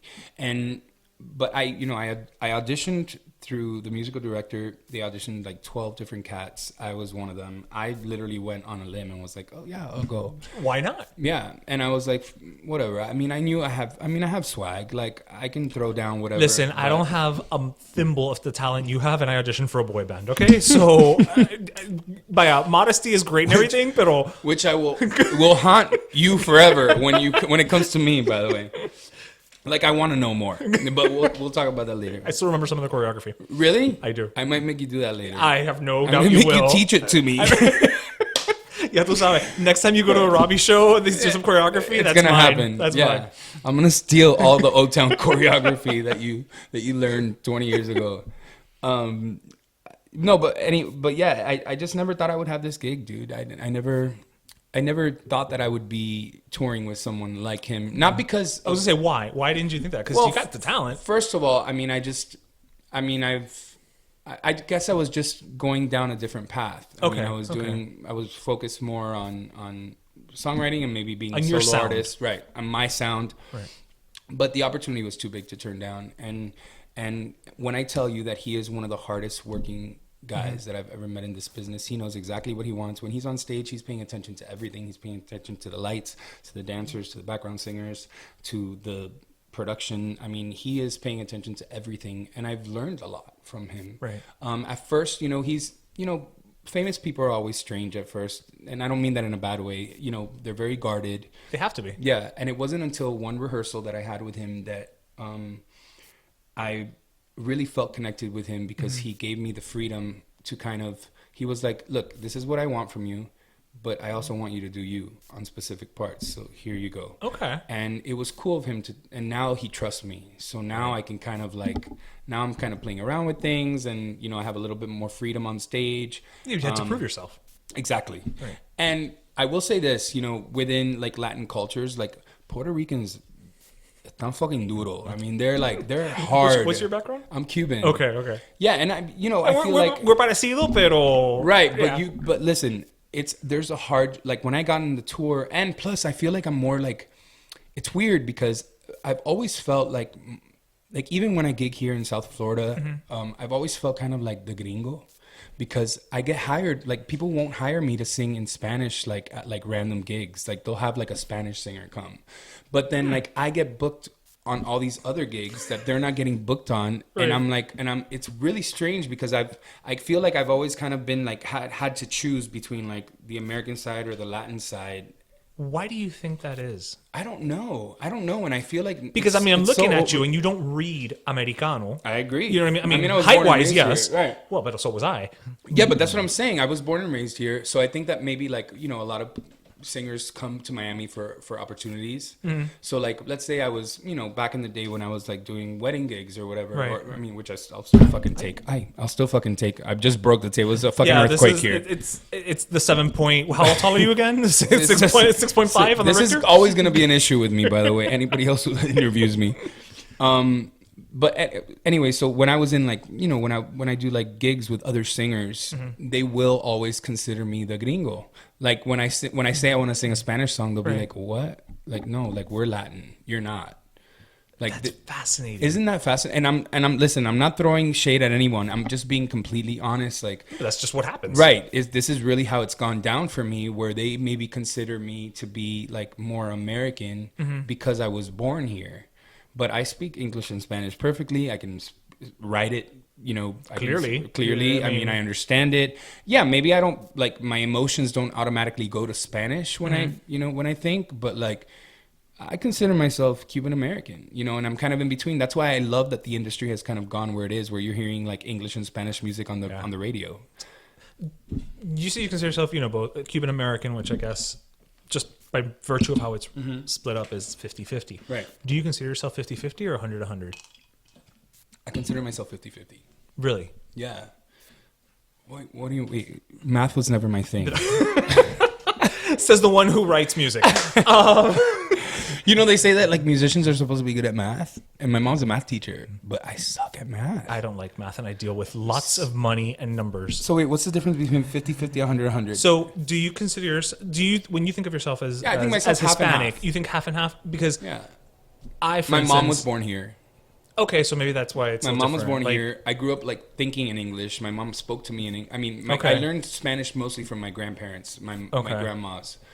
Because I think of myself as 100% American, but also 100% Cuban. I mean, I guess it's still half or and half. Latino or whatever. Right. But that's the thing is, I don't think of myself as a half of anything. I consider myself right. fully this and fully this. Well, when I put the check mark, I don't put white. Okay. All right. No. Okay. I put like Hispanic or Latino or other. Okay. Yeah, I don't put white. No, I don't consider myself like one or the other. But I do feel a stigma, like, and I think that it's a generational thing where I think that like. But you're second generation. Right. And I think that our generation has grown up speaking English and Spanish. Right. And I grew up talking English and Spanish to people all the time. Like, even especially in Miami, where I would grow up like talking it to, like we're doing right now. It's Spanglish. We can go back and forth. And it's not a thought. It just happens. It falls out. Yeah. Exactly. And so so I think it's cool, and I think it makes sense that's where my career is at least now that I've been able to kind of experience it on the road. Being with DY or Daddy or that was another thing. I never knew what to call him. I would That's always gotta get be so weird. nervous. Like, because his wife is amazing, and she loves me, and she loves me to death. But I always think like, because they know I'm they know I'm gay, and you can say it. It's okay. Our Right, audience is very accepting, and they listen to me. But it was always like, what the fuck do I call him? So I just call him DY. DY. I call him DY. Yeah. All right. DY, or I call him boss. Okay. But some people call some girls call him daddy. I can't call him daddy. But it's funny because I don't know if it's that you can't call him daddy. I feel like this interview is gonna get me in trouble. Or you can't. No. But maybe. But wait. That's sorry, I'm chewing on ice. That's betterletmepodcast@gmail.com. Or if it's in your head that you think it sounds weird. Right, maybe because it's to that. him it probably doesn't because It's his name. His name is Daddy It's like Yankee. if I call Lady Gaga Lady. Right, like in his mind it's like, well, of course, what is somebody going to call me off the street if not Daddy Yankee because I'm Daddy you know what I mean? Right. Like but we bring our own context to things. And It's so true. like for you to go up to her and just Maybe say, it's my own discomfort. It is my own that's discomfort. what I'm saying. It's probably that. Because I think of daddies in a different way. Yes. yes. So DY is cool with him. DY. Yeah, but it's been a really cool experience, and I couldn't even tell you what his real name is. I can. Okay, well, I don't think he's trying to hide it, but I'm just saying that's one of those things where it's no, I would never call him his real name either. I've crazy? never, because that's just weird. That's not Yeah, him. no, right? that's not. He's no. Yeah. He's no. DY or boss is cool. You know what? He's really fucking cool. He's been really open. He's been, on a larger scale, somebody who I never thought I could learn something from automatically off the bat, but I've learned a lot from him. You never saw yourself in the reggaeton. No, rap you era. know what? I will say the first artist that I toured with was Don Omar. And Oh, wow. Yeah, Okay. and that lasted like 2 months. I literally was there and I was like, what the fuck am I doing here? It's not this for is me. not what I wanted. And that's kind of when I went into this tour, I kind of had that idea. Okay. But we just got off a European tour, and when I got off that tour, the day before I left, I had literally just moved to a new apartment. I had just had this big breakup. Right. And You had just said you couldn't interview with us, right? when I tell you that the crew and the dancers and being on stage with DY like healed me in a way that I cannot explain, and just like gave me a sense of family and a sense of support, and these people have been there for me. You know, it's much deeper than just like the artists you see on stage. There's people that do lights and people that do sound and dancers and you know, musicians. And, Yeah, no, you know, it's a team. Yeah, there's a reason it's called the production. Right. So that's you know, part of the reason why I think that I've been able to stick around with him. And but I think that also speaks to why he's still relevant and he's still around. Right, because he's still bopping out hits. that's what I'm saying. Because he's not just, he understands what it really takes. He understands the work. Right. By the way, I was really into that whiskey. It's really fucking good. People when they think of Japan, they think of sake. They need to start thinking about whiskey. No, I was really into it. Yeah, I don't know what was it called again. Suntory. Oh, that. Suntory. Yeah, really into it. I love whiskey. You need to like totally support the show, Suntory. Yeah, thank you. You let them know. Yeah, I'll let them know. That Suntory connection you have. I don't that you didn't even know it existed before. We should just send them this interview. And we'll be like, listen, you got mentioned 12 times. I'm not asking for money. I just want a case. Pero let me tell you, Suntory. Actually, I want 2 cases. One for me, one for you. Or at least, I mean, I'm sure they have like a distributor here in Miami. I'm sure they can. Yeah, they would kill it. But anyways, I love it. Yeah, it was very good. Anyways. Sorry. I'm like a parakeet. We keep jumping off topic. A, I find that fascinating. B, I'm like a parakeet. If a shiny thing in the corner, I get distracted very easily. Yeah, I mean, I try to jump back onto it, but no, it's just, I guess when you know, when there's, it's easy to talk to you. Well, thank you. And I think when there's a good flow of conversation, I don't want to be like, no, my cue card says blah, blah, blah. Like, no one wants to listen to that interview. Yeah, it's true. You know? No. Like, if DJ was here, it would probably be terrible. It would. That's actually, he's not even working. I told him it's tomorrow. I'm totally, like, I'm being shady just because. Because he's not here. Yeah, I feel like kind of stood up, like I said. I want him to hear this and laugh. He will. He definitely will. So, I mean, I came for the threesome, okay? I could. Well, there's still time. On that note, no. Is this being timed, by the way? This is it's not being timed. Okay. I mean, we can cut it short if you No. My whole thing is we can like talk till tonight or whatever. We can talk until you fall asleep if that's what you want. You just edit it. Yeah, I always make it beautiful. Yeah, my thing is whenever we have people on, they're always like, "I'm talking so much." I know, I feel that way. No. But this is an audio medium. Oh, okay. If you come on and you say nothing, I've got nothing to run. Okay, good. So I'm trying to give you content. So no. You're giving me a lot of content. I cannot lie. So I want to talk for a second about you said this a couple times about Latin music becoming more, I guess, for lack of a better way of putting it, mainstream. Mm-hmm. As you know, there's. Granted, a thing I hate now is that everybody and their mother, every single is like Fulano featuring 17 other people. Right, and we can get into that if you want. Let's do it. Okay. You have an issue with that? I do have an issue with that. Yeah, I think it's I'm old enough to remember. It's a business thing. It's a cross promotion kind of thing. I get it, but I'm old enough to remember when a duet or a collaboration meant something was special. Yeah, like One Sweet Day. It was like, oh my God, so and so Mariah singing with Boys to Men. What the hell? Yeah. You know. Now it's just like, oh, so-and-so singing with so-and-so. And? Right. There's nothing special about it. I see what you're saying. To me, the moment that I realized that we had crossed that threshold of, oh, we're done, is when Madonna did with Justin. Not when Britney did it with Madonna, because for me, that was Britney featuring Madonna. Okay. When it was Madonna featuring Justin, that was the point where I said, this artist who has never had to rely on somebody else just to get airplay is having to play that game, and the music industry is now forever changed. Okay, I mean, I can see that.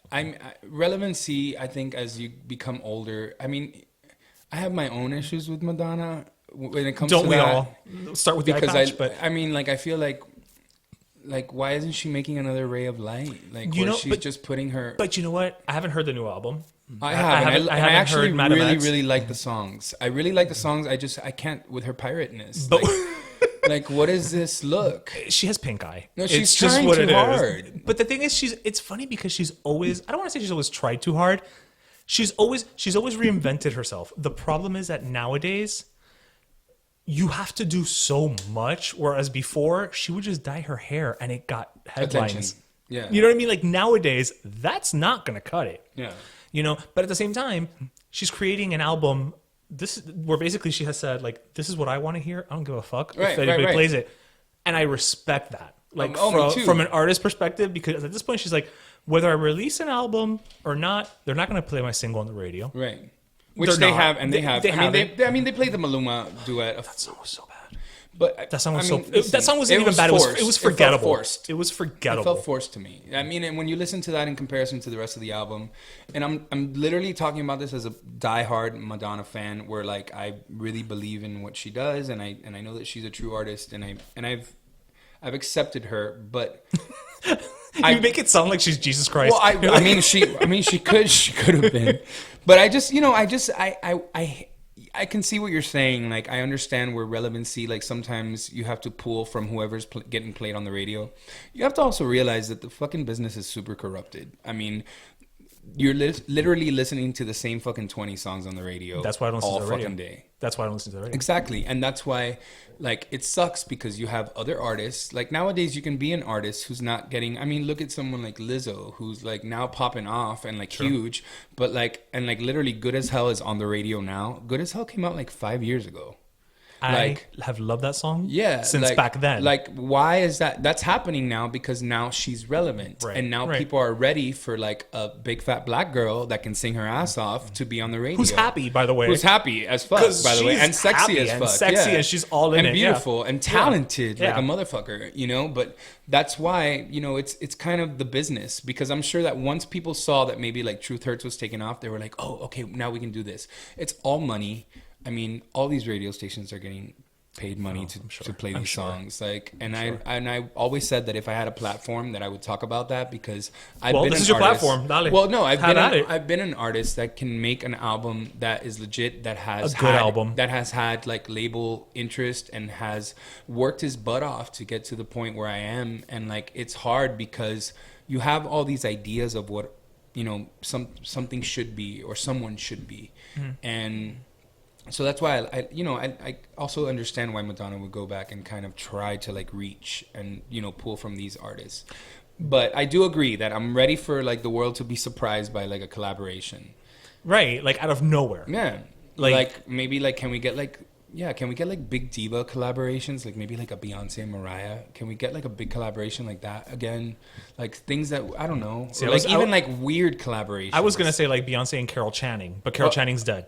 So that'd be hard. I don't know her. You don't know Carol Channing? Okay, when this interview's over, I'm gonna take you to gay school. And I'm going to teach you about Carol Channing. Carol Channing. Carol Channing was one of the biggest... Maybe if you maybe I know who she is. Okay. You know her, I'm sure. I mean, you're a little younger than I am. But can I see a picture? Absolutely. So Carol Channing is a Broadway star. She was the original star of Hello, Dolly. Like Liza Minnelli style? Carol Channing talks like this. Yes. It's... Oh my God, how do you not know Carol Channing? This has made me a little sad. Channing. We were getting along so well. Oh, you probably saw her, like, on the Muppet she talks Show. like this. Yes, Carol Channing. Oh, she smokes cigarettes for sure. Yeah, well, of course I did. She's a fucking legend. Yeah. Oh, see, I didn't know. She dead, but Give me yeah. back my gay card. Okay, done. All right. Give me it back. But I'm not laminating it just yet. Okay. It's, I'm sorry. I wasn't born. You were... Okay. I wasn't born then. That's a bullshit excuse because you know about the Civil War, and neither of us was born back then, okay? Actually, I really hated social studies. God, I hate what they teach in school. Let's not go there. Anyways. Spoken like a true musician. Yeah, it's terrible. Spoken like a true musician. Anyways. But that's awesome. So I want to get into a little bit of what you're working on right now. Okay. Because I actually know that you have I want to say singles, but I don't even know if that's the word anymore. You have 2 songs out there in the interwebs. Right, I released 2 new songs within the last 2 years. Yeah. And I know, I can't remember the name of one of them, but I remember Ice Cream. Right, Ice Cream was the second single. I love that you sample, like, a literal ice cream truck. Of course. At the little heladero. El heladero. Yeah. And I needed to be in the song. It took me back to, like, I was 10 years old again. I literally told Pete Wallace when we were doing that song, I said, I want, like, the ice cream man that used to come to my neighborhood to be in the song. In not a creepy way. I wanted it to be sexy. So he found a way to make it, like, work at the end of the song. I don't know if it was sexy, but it was nostalgic. It took me to the right place. Yeah, I mean, the song is about having makeup sex. No, the song is sexy as with hell. a clown. Right. Well, as one does. Not with clowns. Sorry, but that's what you call your ex. Yeah, clowns. Yeah. So that's one. Not you. You said it, not me. That's what one calls one's ex. You know what? Allegedly, he may be a clown. As far I've heard, he's not. I've heard. I'm very okay with my breakup right now. And I'm in a good place. Well, I'm still. Don't get me wrong. I'm still like. You ready. look like you're in a good place. Yeah. I mean, you are traveling. You are having a very successful moment. Thank you. And I mean, this is gonna sound horrible, but I mean, I know you've lost some weight. Yeah. From, like, I'm working on. I'm getting my Stella back. You know. Like you, my groove back. You were like, your Instagram is all about hitting the gym. So Well, I just want people to go on the journey with me. You know, and I want people to know like. And it has nothing to do with other people. It has to do with me on the inside. It has to be. Yeah, it has to be with me on the inside. Because it's weird because I've always felt, even when I was like, my weight has always fluctuated. Because there's been times in my life where I've been really thin. And there's been times where I've been a little bit thicker. And I think that it's weird for guys to talk about things like that. Like you always associate like eating disorders with women. Right. You don't talk about things like that. And I have had some issues with things like that. And it was within myself because it was weird because I would see myself on stage and I would think, I feel so confident. I've always felt really confident on stage, but then it comes through. It's weird though, It right? comes through. But to hear, if I told you right now that I felt like the most insecure, broken person in the world, you wouldn't think that. No. It hasn't always been like that. Right. But based on that public image of the person on the stage performing, the person that you see performing on stage, and I always tell, and I've always tried to be open about that. I'm imperfect just like everybody else, but I want people to know that. Right. I want people to know that. I want people when they hear songs like The One Who Hurts Me, which was the first single, I want people to hear that song and be like, yo, this came from a real fucking place. Like, I really was feeling that way. I really did want to fucking kidnap my boyfriend at the time, tie him up, and like force him to listen to me, to listen to these words that I had to tell him. That's like 3 felonies, by the way. Which is like, no. In the video, I commit felony after felony. Okay. Yeah, it's terrible. But at least you got it out, like with a production crew. See, with the art, you do it. Right. Because, I think about doing fucked up shit like that. Because you're an artist. But I put it into art. Like, it's kind of like Cardi B, you know what I mean? Like, exactly. Thinking about it isn't the problem. It's when you go out and do it. Right. Like, I'm not going to cut a hoe in public. I'm going to do it in my video, you know? Because then it's art. Right. So, I think when it comes to that, to the body image thing, which is, I'm not trying to get deep or anything, but I do think that it's something that's important in my journey right now and important to share. And I want to be happy and in love with myself, because otherwise I don't think that I'll be able to give my fans what they want in return. And, and sometimes when you're broken, that's when you end up writing the best music. And, I do plan on releasing new music soon. I'm just kind of trying to figure out what direction I want to go in because I've written so many different styles. Right. But you're also very busy, and I'm busy as fuck right now. I don't have fucking time, which is a great thing. It's a great problem to have. But I think we're dropping a single in December. Talk about a Christmas gift.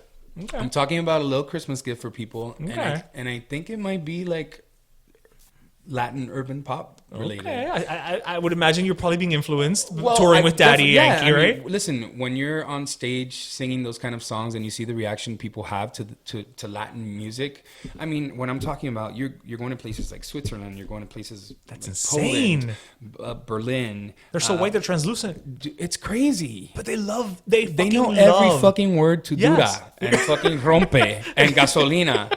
Like, I'm talking these fucking like Russian bitches up on like in front row, like singing gasolina. Like, yo, it's fucking insane. It's straight up insane, and it's kind of also beautiful because it's our culture and it's something that everybody wants to be a part of. And to me, I was definitely inspired by that, and I have been inspired by that. And I also feel like I haven't released any Latin music, and if there was, it's weird because before Magic City, there was 2 albums that I released that I recorded that never got released. Okay. And these were albums that, were supposed to have like major label push, but then, things fell apart with management and the label, and like nothing ever happened for me. This is when I was like younger. And in those albums, I was doing like blended English Spanish shit, you know? So to see it happening now, I'm like, yo, I want to get in on that. Because I've been like telling people this whole time. You were ahead of the curve. You can sing in Spanish and English and people will get it. Like, these are things that labels didn't get at the time, you know? Yeah. And now you can. And it's also fucked up because, you know, we live in a country where like, things like that are being shunned. You know what I mean? Like, the idea. It's more important now than ever to Exactly. embrace it and to kind of absolutely almost shove it in people's face, right? To Of just be like, course. no, Yeah. this is This who we can are. happen. Like, this Yeah. can happen. This You know, can it's happen. like, I am going to sing in both languages. Oh, and by the way, this is about a man. right. And Like, right. you know, it's Exactly. like, yeah, like you're Exactly. just going to. Right. I've never felt more ready to Mm-hmm. do that. So I think, I mean, I also have a ballad that might drop, but we haven't discussed that yet. I'm trying to work it out with my team, and I want to have our video ready and like have everything ready. But it's like a big breakup ballad, like Adele style, like which is something that I haven't released either. Yeah, I don't think I've heard that from you. Yeah, I mean, it's I've heard slower tempo, but it not may ballad. make people jump out of a moving car kind of song. Like it's one of those. It's one of those songs. It's I like hope I don't know because the expressway is crowded It's enough. bad enough I don't as it need. is. I mean, man, why are the expressways so bad in Miami? Like I feel like they've been always doing construction on them. And because then since the dawn of renting right time, they've been under construction. That's why. now. What the fuck? I don't know what it is to see Coral Way not under construction. What the fuck? I just don't. And like I don't even know like on the Palmetto right now, for example, like how do I get anywhere? Like there's like different exits to everywhere. There are exits. I think one of them takes you to Narnia. Like it's just crazy, yeah, right? yeah. Like I feel like I just want to get to Dolphin Mall. I just need to get over there to like, that place can right someone there. Just get I me can see to it. like like can I see know it. I it's can't get there. Or like where's the IKEA? Like I don't even know how to get to IKEA anymore. Anyways, but yeah. Damn it, now I want meatballs. Okay, so I told you I was from Miami. You are Yeah, unabashedly Miami. Yo, your album's called Magic City. Come on, how much Miami can you? How much Miami can you get? I know. But that's one it's of the about things- time that someone from, like I feel like other than Pitbull like made it from Miami. Well- Well, I guess Camila Cabello. We have Camila Cabello. But You I know don't feel what? like Pero she's she's- not our Miami people. She is, She's pero younger generation. Right. Like Pitbull's like our. He's our age, peeps, Our, yeah. our peer. That's Yeah, what I was like looking for. I mean, Culo changed my life. But enough about your personal life. Right. I am the worst host ever. No, you're the best. So I mean, What a good transition. we're just like right. it's like, I don't know how That what we're the fuck to talking about transition now? out of that. We can talk about that Sure. too. No. I still try to maintain this PG 13 ish. ish, more or less. Like we touch the R, but that line, Right, but then we okay, yes, of pull course. back because You mostly have 'cause teenage fans. DJ's son also listens to this in the mornings. Oh my God, I'm so sorry. No, it's okay. But Well, you can edit. I'm not editing most of this. Okay. I may edit like when you said That's Oh, about okay, it. okay. All of the rest is gold. Shit. But exactly. But so I mean, you're like stupid levels of busy, which Yeah. is great. And now I have things to look forward to pop up on my Spotify or Deezer in the next couple of months. There's a lot of stuff coming up for you, I promise. And Although I fully expect like a text to tell me, "Hey, it's dropping." I'm just putting that out there. well, now I mean, now I will. No, Now I okay. will. Now, No, you have to. now just- it's real. This is just what happens. Anybody who's been on our show, I fully expect to be told about upcoming projects before Right. they drop. Well, I will. Yeah, I promise. you didn't know there's a contract you sign afterwards? No, I didn't. Yeah, but it's here. I will sign it. It's- I've signed so many other things. I'm like one of those people that just signs things. I just Listen, sign. Apple owns all of our souls Yeah, anyway, it's so over for it's all done. of us anyways. Good luck reclaiming it. Yeah. What do you got coming up? Because I know you've got a couple shows coming up, especially for those of us, Yes. those of our listeners who are here in the Miami area. Yeah. Carol Channing came up It's on my phone. It's on. Yes. as she should. It's on the ghost of Carol Channing will also be there. And then November 2nd, I'll be with DY, with Daddy Yankee, at the iHeartRadio show. That's right. He's headlining with Jennifer Lopez and Ozuna at the AAA, right? at the AAA. So get your tickets and Ya you saben, can catch me. caballero. Exacto. There's no excuse not to catch Robbie, whether you're here or fucking international. Because Exactly. this boy's been in Switzerland. Yeah, where Okay. where are we going next? I'll tell you right next. Ooh, we're getting the itinerary. We'll be in Panama on the 24th. Okay, too. So if any you're in Panama, Panamanian listeners? Mi gente Vaya, en de Panama. Dale, you gotta catch them Yeah. out. And if not, you know what? Y'all got phones, y'all got Spotify, y'all got Deezer, y'all got iTunes. You can check this boy out. Like, I mean, straight up, like, and not because you're the guest. And I say this, like I told you, the first time I heard you was like eons ago, and I kind of cyber stalked you to find more of your music. Yeah. super talented guy, Thank and you. it makes me very happy to see you have success. Thank you. You know, that's something that I always, whenever I see somebody who's like, clearly you've been working at it, you know what I mean? It's not just like, well, I sang a song and I tried and I didn't go and, you know, Right. and nothing happened and I just abandoned it because it was hard. Yeah. You know, like, no, I have mad respect for anybody who creates, because I know how hard it is to create and make a quote unquote thing. Right. You know, whether it's a movie, a song, a painting, a photograph, Yeah. whatever. But to see you have this success and this, I'm going to go out on a ledge here and say this beginnings of even greater success. I hope so. It makes me very happy to see. Thank you. Because, you know, I've been listening to your music since the beginning. I've bought drinks from you when you were attending bar, even Thank though you you. don't remember me. Oh Lord. Forgive me. It wouldn't be my show if I didn't make you feel bad. Forgive me. It's okay. But and Your honestly, Catholic guilt it is makes- getting to me. Welcome. I just, you know, Just like my grandmother's. maybe we're the same age. How Dare you? So But honestly, thank you. man, No, thank you for for real. taking time. I know you're like literally it's like a week and then you're off again. Yeah, I well, know yeah, your I time leave at home Monday is to precious. LA, yeah. Your time at home is precious, and the It fact that is. I think even today is your mom's birthday. It's my mom's birthday. Happy birthday. I love that you reminded me. Yes, I wanted to So I know you've got way other things that you could be doing, and Yeah. you took time out to sit here with us. Thank so you. Thank you so much. I man. do want to do one more thing before we're done. Whatever you want. Until you're back here, baby. Miss you, want you, need you so. Until you're back here, baby, yeah. There's a feeling inside I want you to know.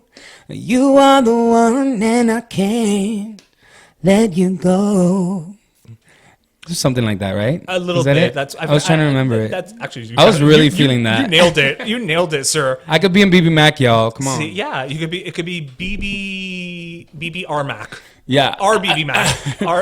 I'm into it. That's really difficult, but We're gonna go up to their concert in Epcot, and we're just gonna sit front row, like I did for Taylor Dane. What? And I'll tell you that story off.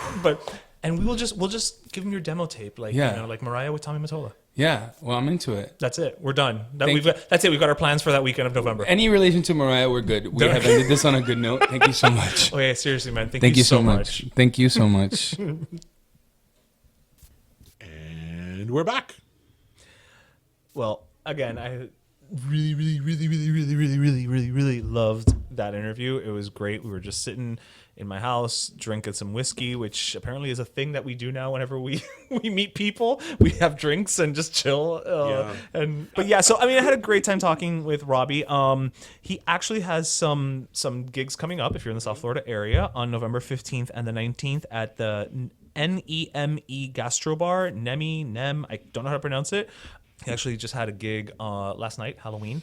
So he's keeping very, very busy, and I can't wait to actually go catch him. I'll probably go the ones in November. You should come with me. So So I could be like, hi.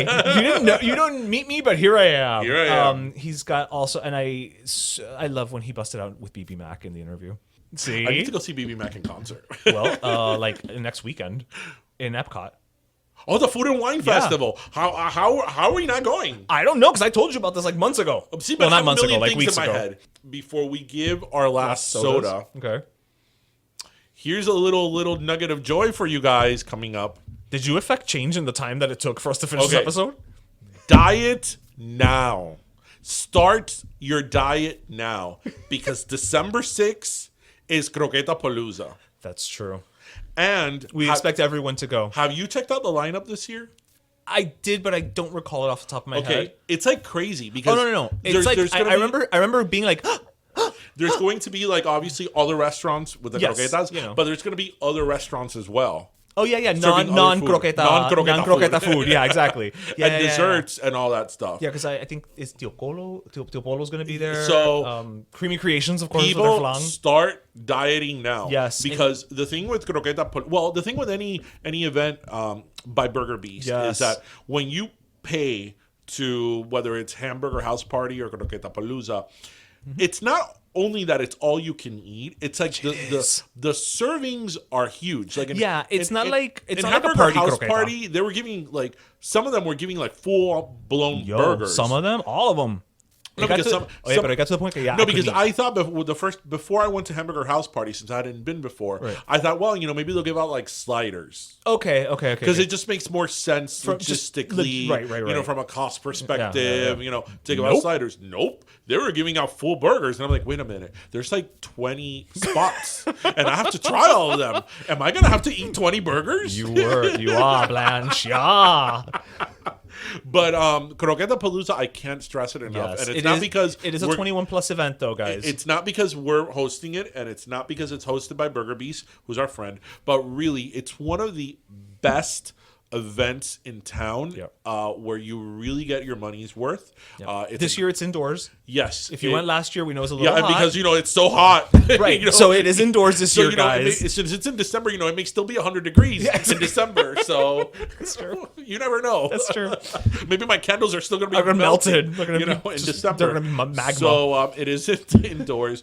But, I mean, seriously, it is one of the best events in town, and we're very fortunate to have an event like that, because a lot of times when you have these food events, even like something as big as the Taste of Chicago, or even the South Florida Food and Wine Festival, which are great events in itself, but they give you the little brown thing with a little sample of it. It's like sample platters, which is nice. And but it's like, you can't beat a full really, size. I want more lobster roll. It's like, really? I want another meatball.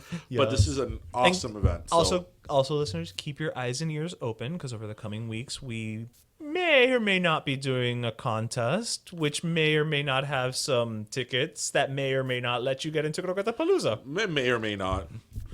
We haven't decided yet. We haven't decided yet. But just keep an ear out. Anyway, all this croqueta talk. Oh my God, I totally want croquetas now. Can we go croqueta here? We're eating a healthy apple. I know. Anyway, it's soda time. Whoop, whoop. You want to go first? I'll go first. All right. Bring it. My last soda goes to, you always say that you want to talk more about sports. Well, here we go. I don't know anything about them, but I want to talk more about to sports. The NCAA. Okay. The National College. Yes, the Athletes NCAA finally. I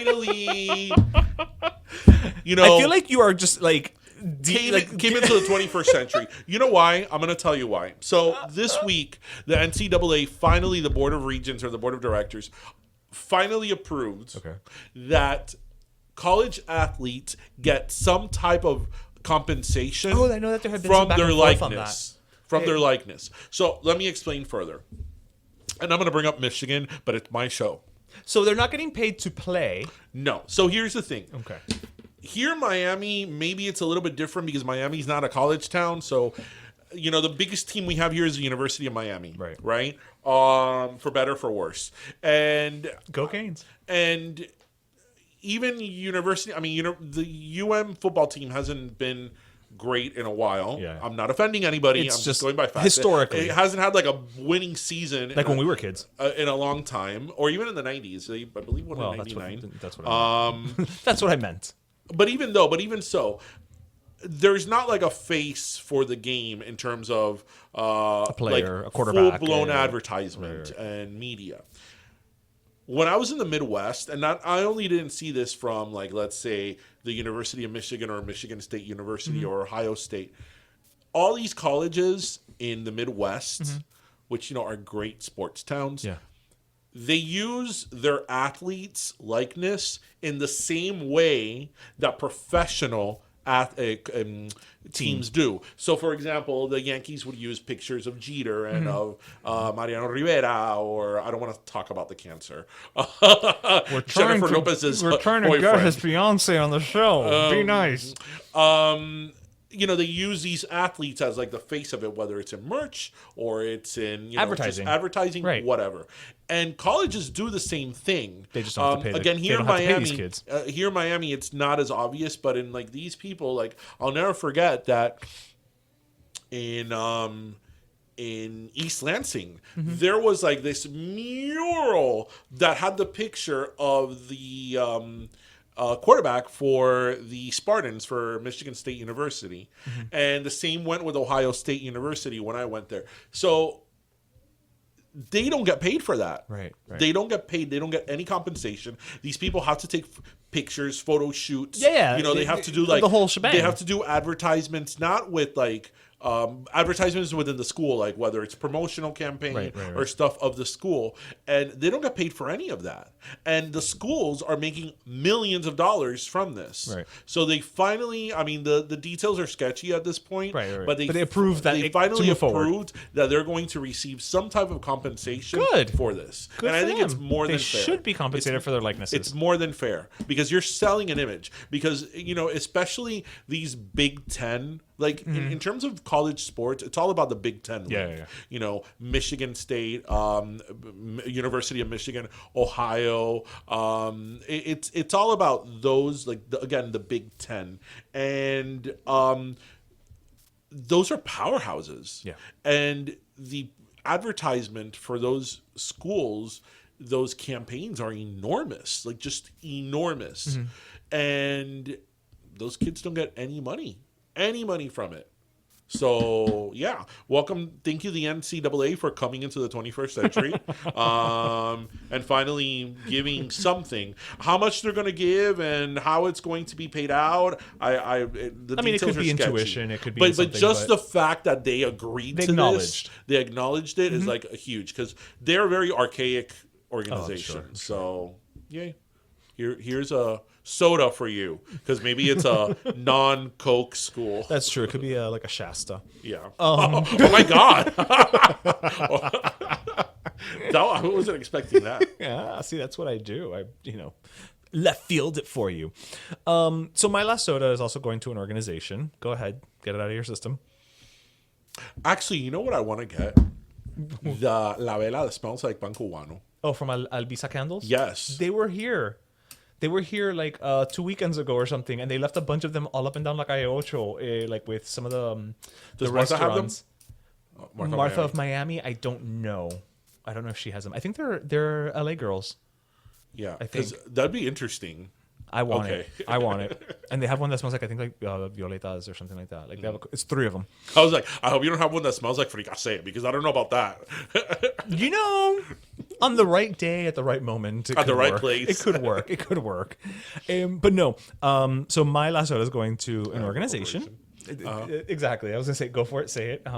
No, it's going to Lyft, the ride service. Oh, yeah. And I don't know if you heard about this, but this week they just announced a new initiative that's going to allow riders either free or discounted rides, so that they can not only go to job interviews, but also for the first 3 weeks of their employment.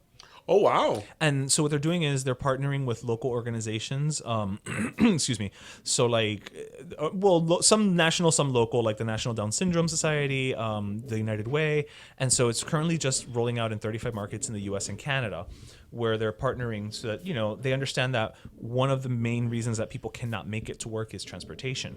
Right. And an interesting statistic that Lyft has just from their own studies is that 44% of Lyft rides start or end in low-income areas, which means that these are people who don't have the means to purchase a car. So, they're looking for ways to get around, and this is kind of what they're doing to give back. So I thought that was very, that was commendable. A Coke for Lyft. Definitely a soda for Lyft, because again, we don't know. It's we nice, don't know who Lyft partners It's nice when big companies have a conscience. It is nice. Stuff. Okay, not a last Coke thing, but I just thought about it. Tu sabes what is the epitome when you start with tu sabes of vagancia, of like major vagancia?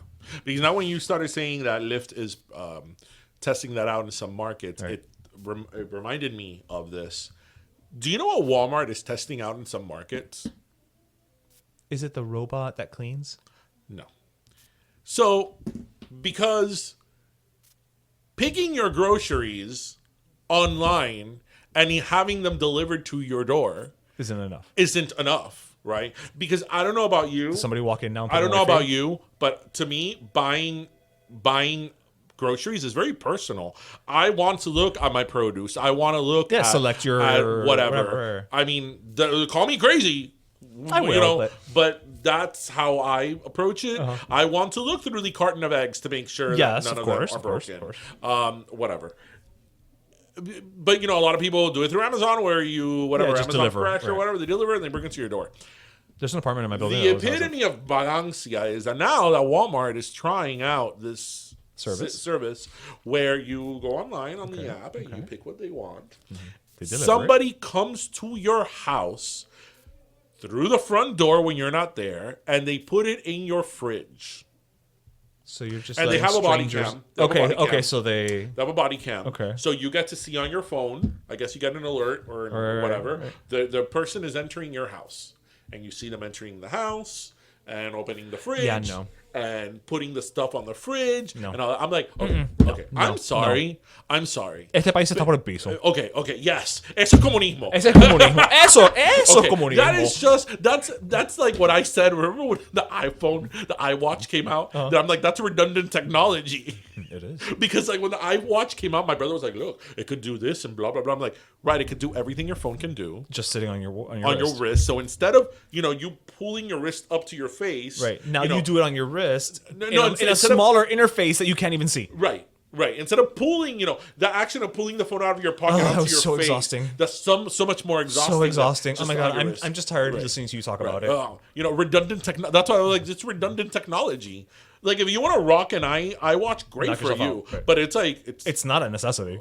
It's nothing new, quote unquote. Whatever. But anyway, yeah. Esa es la vagancia. That's like when people that are older are like, yo en mi día tenía que montarme en un caballo con una de eso para ir al mercado y esperar. It's like, coño. It's to have somebody come into your house that you don't know, okay? To put them away for you. And you're so...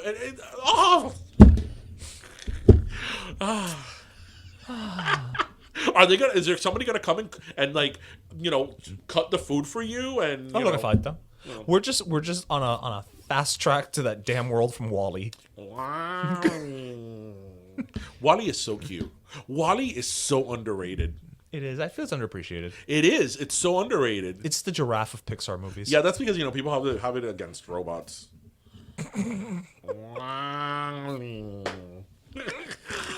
Well, with that said, wow, we steered from our last Coke shenanigans. A lot. We hope you listened, laughed, and learned. Yes. And don't forget the power of writing emails to corporations. Yes, it works, people. It works. Can you believe it worked twice in like a month? Twice. So, we hope you listened, laughed, and learned. And grab your croqueta, your pastelito, and your jupiña. And that was episode 87. Thank you very much, everyone. Have a great weekend. Bye, mi gente. It feels so good, babe. It's you, babe. I keep on melting like chocolate vanilla. Strawberry killer, rocky road loving. It's not for nothing, baby. Coffee and liquor, you're falling quicker. I think it's time.